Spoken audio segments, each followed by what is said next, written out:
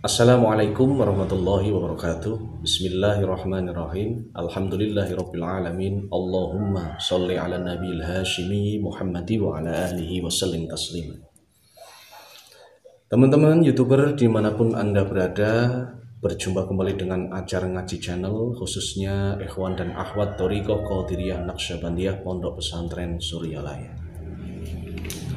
Baik, kali ini izinkan saya berbagi pengetahuan ya mengenai tingkatan-tingkatan nafsu. Setelah kita mendapatkan talqin zikir ya dari pengarsa abah atau dari para wakil-wakilnya, kemudian apakah yang harus kita lakukan atau kita laksanakan? Apakah riyadhah, apakah yang selanjutnya harus kita laksanakan?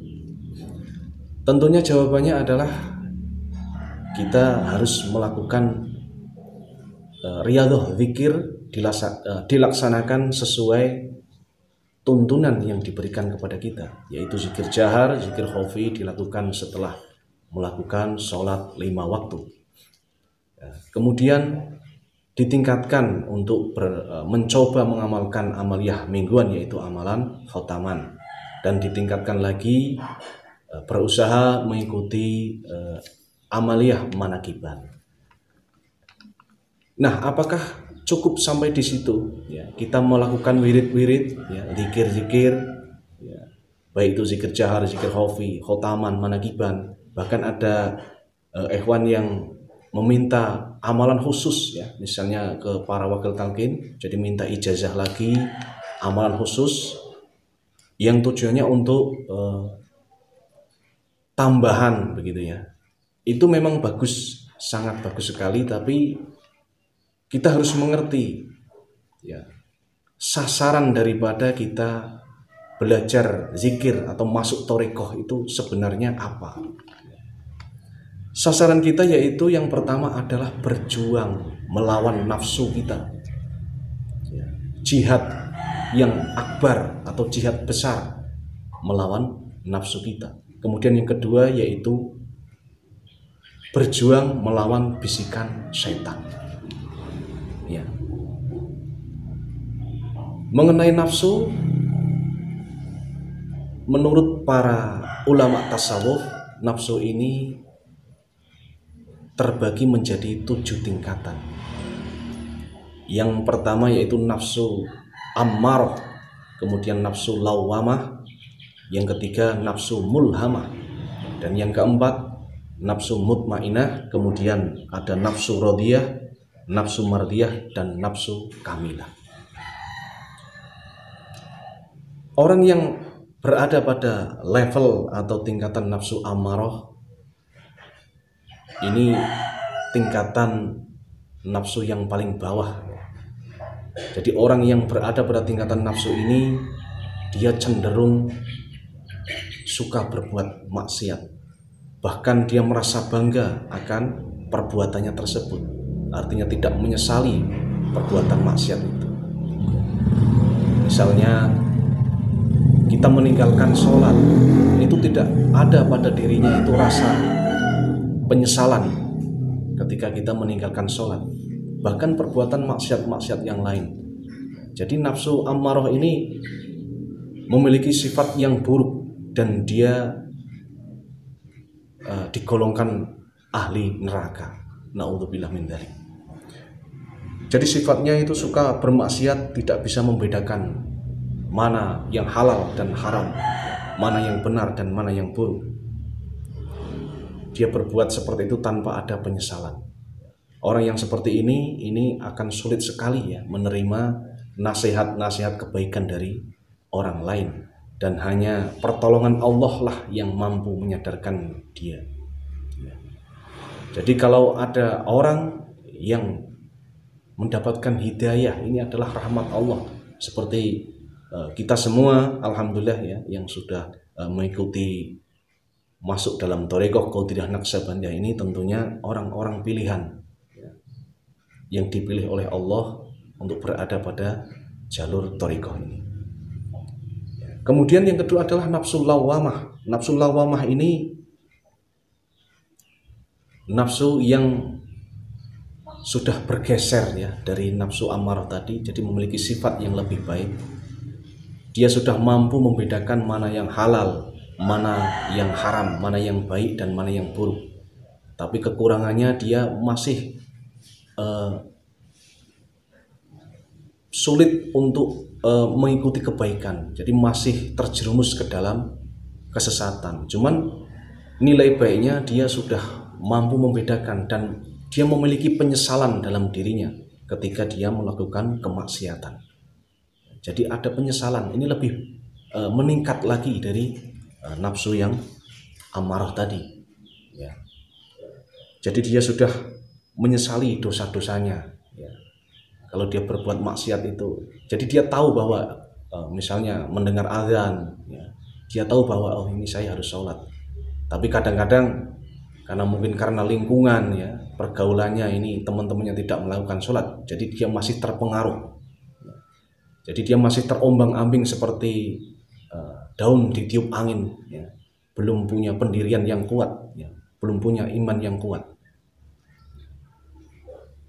Tapi ini lebih sudah memiliki kebaikan, artinya daripada yang nafsu amarah tadi, karena sudah memiliki pemahaman, mengerti mana yang baik dan yang mana yang buruk.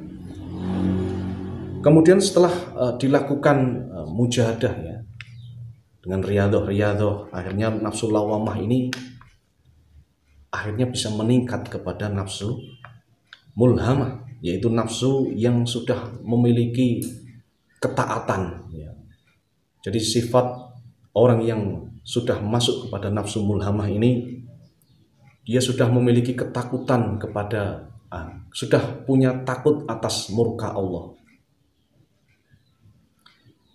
Jadi dia sudah mampu untuk menahan godaan-godaan nafsunya. Dia sudah mampu melakukan ketaatan. Tapi di dalam dirinya itu kadang-kadang juga masih ada kerinduan untuk melaksanakan kemaksiatan tersebut.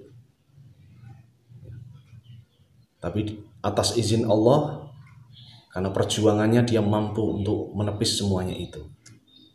Tapi masih ada kekurangan ya orang yang berada pada tingkatan nafsu mulhamah ini.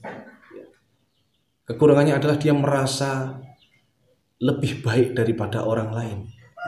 Dia selalu kadang terpesona oleh dirinya sendiri ya. Jadi menganggap orang lain itu salah dan dia yang paling benar. Ini juga termasuk masih ada sifat-sifat yang kurang baik dalam dirinya. Tapi artinya dia sudah mampu menjauhi maksiat. Ini lebih meningkat lagi daripada kedua nafsu yang tadi, yaitu amarah dan lawamah. Untuk itu perlu dilakukan mujahadah ya, riyadhah dengan zikir dan amalan-amalan lain, sehingga nanti meningkat nafsunya kepada martabat nafsu mutmainnah, yaitu nafsu yang tenang ya.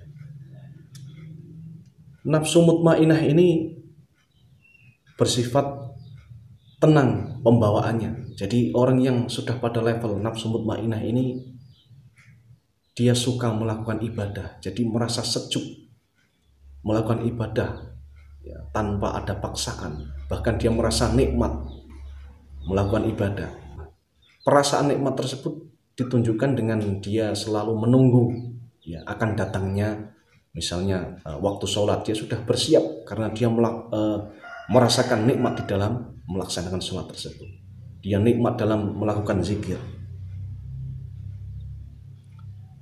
Hatinya selalu tenang dan tidak terpengaruh oleh kehidupan duniawi. Misalnya dia sedang memiliki harta atau tidak memiliki harta,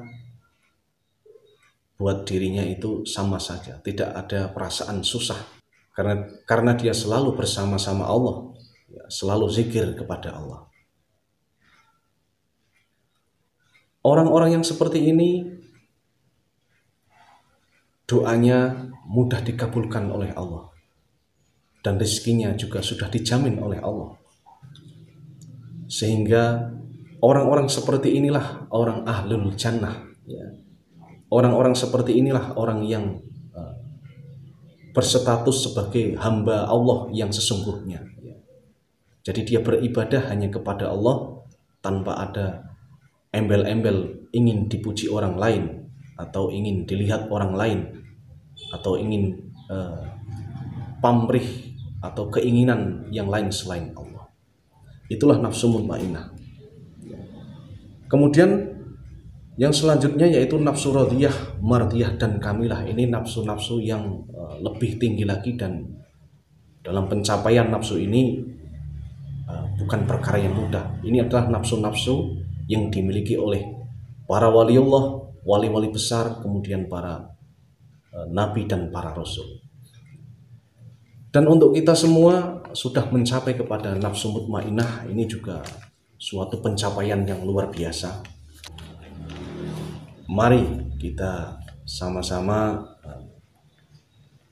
berusaha ya, dengan cara menggunakan zikir yang sudah kita dapatkan, yaitu zikir bermetode, zikir Thariqah Qadiriyah Naqsabandiyah, dan dengan cara ibadah-ibadah atau dengan cara wirid-wirid yang lain seperti khotaman, manakiban, dan sholat-sholat sunnah yang lain misalnya, itu juga akan mendorong kita ya, sebagai cara kita untuk melakukan transformasi nafsu tadi, dari yang nafsu rendah kemudian meningkat kepada nafsu yang lebih tinggi. Artinya meningkat dari yang buruk kepada perkara yang baik, atau sifat yang buruk kepada sifat-sifat yang baik. Jadi itu teman-teman ya, mudah-mudahan ini bisa dimengerti ya. Mohon maaf ini kalau penjelasan saya ini kurang dimengerti oleh teman-teman karena kekurangan saya ya. Yang penting kita memahami bahwa tujuan kita atau sasaran kita dalam melaksanakan ajaran Thariqah atau masuk Thariqah itu bukan sebatas ingin, misalnya ingin kaya atau yang lainnya, bukan yang sebatas itu. Lebih kepada pengolahan diri, dan alatnya yaitu menggunakan zikir yang sudah diijazahkan kepada kita. Jadi jangan hanya berpuas diri karena kita sudah mampu melaksanakan zikir dengan istiqomah, ya, melaksanakan khotaman dan manakiban dan amal-amal lain. Itu memang sangat bagus, tapi ketahuilah bahwa perjuangan kita yang sebenarnya adalah melawan diri kita sendiri, yaitu nafsu, dan kemudian melawan setan. Alatnya ya, seperti yang saya sampaikan tadi, bahwa alatnya adalah dengan zikir yang sudah diijazahkan kepada kita. Kita tinggal memakainya, kita tinggal melaksanakannya ya. Mudah-mudahan kita semua mendapatkan kemudahan untuk mencapai tingkatan-tingkatan nafsu yang saya sebutkan tadi. Apabila ada yang kurang jelas, bisa ditanyakan di kolom komentar ya teman-teman nanti, atau mungkin mau request video tentang apa ya mengenai Thariqah ya, kalau memang saya mampu, saya bisa, insya Allah nanti akan saya buatkan videonya. Mohon maaf atas segala kekurangan, mohon maaf ya, bukan bermaksud saya menggurui, hanya niat saya berbagi kepada teman-teman semua. Billahi taufiq wal hidayah. Wassalamualaikum warahmatullahi wabarakatuh.